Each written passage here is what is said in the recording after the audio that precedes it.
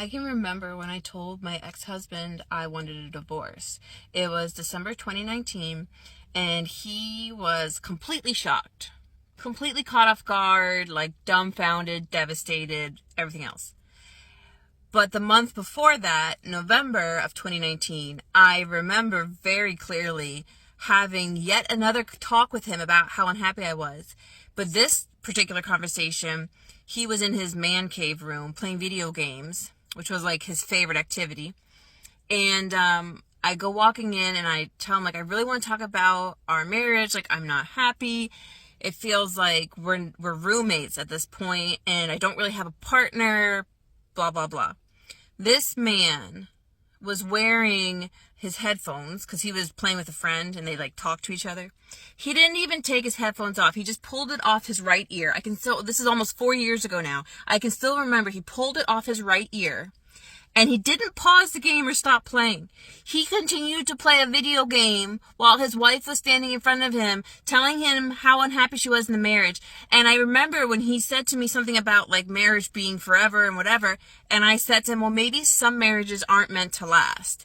And he got so mad at me for saying that. But he didn't stop playing video games to have the conversation with me. And if that doesn't perfectly sum up why I divorced this man, then I don't know what does. And I feel like this is a very common trend. I hear about this type of stuff a lot, where the wife had expressed her concerns for months or even years, and then when she finally says, all right, I've done everything I could do, I want a divorce, then the husband's like, what do you mean? What's happening? I love you. Please don't leave me. Please don't take my kids from me. It's like, bitch, you should have put in effort. You had the opportunity. We give you so many opportunities to do the right thing. You chose not to. This is now the repercussions of your actions. Am I wrong? Hey babes, welcome back again to the channel. So good to have you. Thank you so much for clicking. So in today's video, we're looking at some of the reasons why people are leaving their marriages, especially ladies are leaving their marriages.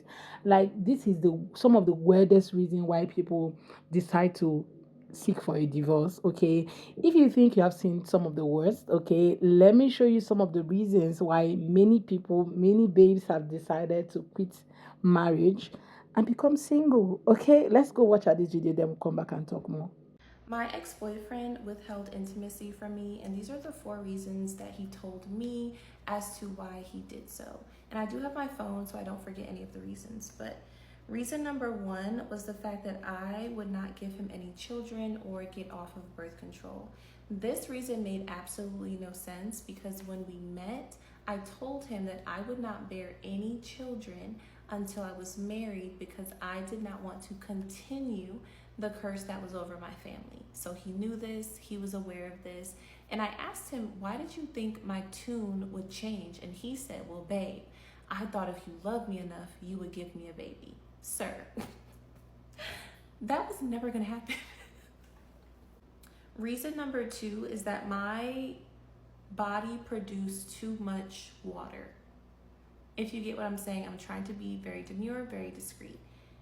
That made no sense because in the beginning, he used to beg me to produce as much as possible, so much so to the point that we had to get a waterproof sheet. So for him to now be saying, oh, babe, it's overwhelming, it's too much, I just can't handle it. Sir, what are you talking about? What is actually happening right now? Reason number 3 was craving. So he told me out of his mouth verbatim, if I give it to you when you want, you're not going to crave me and you're going to end up craving someone else. What? All that did was make me not crave him at all. So I got a flower to handle myself because what are we doing? What are we doing? What are we talking about? Reason number 4 was the fact that I went through his follower list because God would give me dreams as well as visions of names of women that he was either about to follow or he was already following and actively lusting after. It was never about me being jealous or insecure. I even told him these women are beautiful, attractive, pretty, all the things. But my issue was the fact that he never supported my business but he was supporting these women in their comments and in their likes. So I'm posting, I'm happy, I'm crying online because I'm hitting $100,000 months in my business and making my students and mentees thousands of dollars. And he's acting like he doesn't see my posts. I remember him saying, babe, all you post about is business. Excuse me? Like, what? So his last reasoning was that I was throwing him off and making him feel uncomfortable by looking at who he followed. And that's why he withheld intimacy. Well, all of these reasons do not make sense. It honestly was about control, in which he admitted, and I am going to insert the audio recording right here with the little voice changer effect. So hopefully this helps someone. It took me about 4 times to record, and yeah. And for the most part, everything is in my hands. Except you. I can't control how you feel, how you think, and what you do. And giving you the ability, or you having that autonomy, it's nerve-wracking. It's scary. I don't know how to deal with that now. Enough time has passed that I can tell you guys the crazy story of why and how my ex and I broke up. So my ex moved from interstate to live with me, and so he didn't really know anyone else that wasn't my friend in our town. So we were talking about getting married. We were talking about spending our lives together. I thought we were getting engaged in like the next 6 to 12 months sort of thing. And then this woman named Joanne moves in next door. Now, it took us a while to warm up to Joanne because she was a little bit vague about her past. Like, we would ask her where she was from and she would kind of dance around the question. We would ask her, like, if she's married, she would dance around the question. She just wasn't very forthcoming with information about her past, but we were like, oh, none of our business. Maybe there's some trauma there. Good for her. But she seemed pretty lonely. She didn't really know anyone in town either. So the 3 of us would hang out. We would do things together. We really started to trust Jo. We'd hang out all the time. Another strange thing about Jo is that she had a chemical burn to her eye, a chronic injury, right? It was a long time ago. It was healed and she should have been wearing an eye patch, but instead she would just tape cotton, a new piece of cotton to her face every day. Very strange. Anyway, the relationship kind of turned from like the 3 of us being friends and her and I being closer to her messaging my boyfriend more and stuff like that. But I wasn't super worried about it because he's a friendly guy and whatever. So one day I go on a work trip and my boyfriend's like messaging me a little bit less than usual, but still messaging me. And I come home and he's gone and all of his stuff is gone. And I'm like, what the? So I start calling his family. I start calling my family. I start calling our mutual friends. I start calling anyone I can think of because he's not answering. And I'm like, where has he gone? Does anyone know where he's gone? And some people were like, we can't tell you that. It's not for us to disclose. I'm like, okay, so this is weird. He's plotted something crazy, weird. What have I missed here? Like, I'm like blaming myself, blah, blah, blah. And I had tried to text Joanne next door, Jo, and she didn't reply. And I was like, she always replies to me. This is getting mad sus. So about 2 weeks later, I go over to her house and I knock on the door and a man answers. I've never seen a man over there. And I say, hi, is Jo home? And he says, Joanne? Yeah, she was the previous tenant, right? And I was like, she's moved out? He's like, yeah, she moved away with some blonde guy. I was like, do you have a forwarding address? He says, yes. He gives me the address. It's only an hour away. I drive there. Sure enough, both of their cars are there.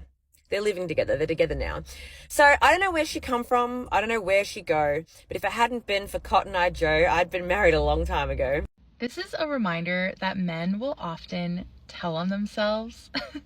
And as women, we have a tendency to completely ignore the signs, but they will often reveal their true intentions to us at some point, and we need to believe them when they do. Last year, I found myself in a full-blown situationship with a man who I genuinely think really liked me, but for various reasons was terrified of commitment. We were about 3 months into our situationship when one night we decided to sit down and record a podcast episode just for fun. I had all this equipment lying around and we had a tendency to get into these really deep talks. So we're like, why don't we just sit down and see what happens? So we get into this podcast episode, things are going great, but then he says the most bizarre statement. And I laugh it off because I'm like, there is no way this man could possibly be serious about what he just said. I'm going to play the clip right now. Listen, I'm just here to show women how men should treat them and then disappear. Okay? Poof. I'm not meant to be the one. I'm just meant to be the one to show you how the one should treat you. You know what I mean? Oh my I'm a God. preview of how men should be. Oh God. Oh my God. So as you probably heard, I am like laughing in the background because I'm like, there is no way. Like, that is the most ridiculous statement to make. And up until this point, he had been treating me so well, like so well. Anyways, fast forward another 3 months. And when I tell you, this man literally ghosted me, like just disappeared off the face of the earth after having spent 6 months with me consistently, treating me super well. And then I had this, I remembered the podcast episode that we had recorded where he had literally said what he had just done. Now, I know most of us are definitely not just like recording podcast episodes with men that we're dating, but I think for a lot of us, there comes points in our relationships where, you know, things are said that should, in theory, you know, raise alarm bells, and for whatever reason they don't. But let this be just your reminder to, like, when someone says something to you regarding how they feel about you, it's so important that you just take it for face value. It should never be an invitation to try harder or be seen as some sort of challenge. Believe them the first time, it'll save you so much heartache down the road. See, all of these are just weird reasons why people are breaking up, okay, their relationship, calling off their marriages and all of that.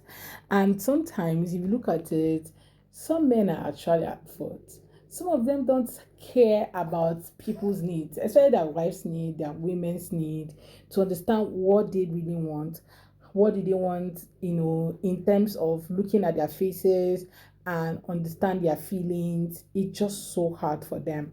Now, sometimes I don't blame them because it's also wired. There's a way men are wired. They're just straight thinkers. They don't care. They're not really emotional being like women. Okay, we're fully emotional being before you can talk about being a physical being as women. Most of these men don't understand that they should take their time and understand who their women are and how they feel, how they can, try to understand their feelings at every point.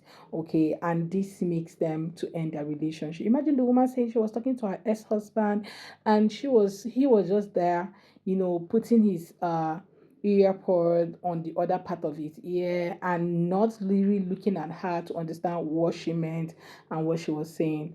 That can trigger you to say, you know what, I'm done. Okay, you don't care about me and I'm done. But you guys, let me know what your thoughts are in the comments. Okay, share your thoughts with me in the comment section. And yeah, please do subscribe to the channel and do give this video a thumbs up. See you guys on my next video. Bye guys.